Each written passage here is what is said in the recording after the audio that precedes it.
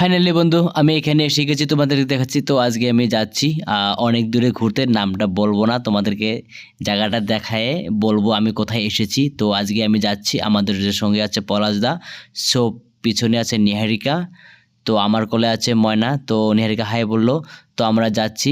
ঠিক আছে, একটা এমন একটা সুন্দর জায়গায় যাচ্ছি। তো চারো সাইডগুলো দেখতে পাচ্ছ, মানে ছোট ছোট দোকান বাট হাট বাজারগুলো, এই সিস্টেম দোকানগুলো দেখতে অনেকে ভালো লাগে। তো গাড়ির ভিতর থেকেই তোমাদেরকে এই ফুল ভিডিওটা দেখার জন্য অনেকটাই চেষ্টা করছি।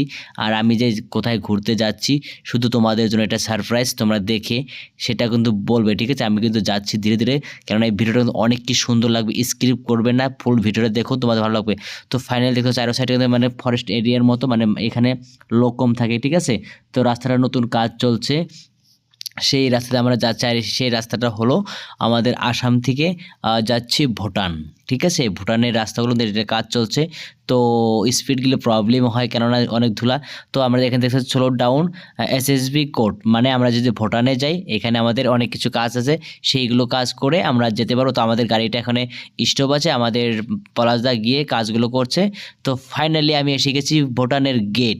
তো এখানে অনেক লোক কিন্তু দেখতে পাচ্ছ, এটা গেট হয়। ঠিক আছে, আর অনেক লোক কিন্তু ওই সাইড দিয়ে কিন্তু মানে লাইন ধরে আছে। তো আমরা ওখানে যাব, ওখানে কেননা আমাদের বোর্ডিং পাস করতে পারে, মানে পাস আছে, ওখানে আমাদের অনেক কিছু কাজ আছে। তো এখানে আমাদের আর্মি আছে, তো আমি ধীরে ধীরে ওদিকে যাব।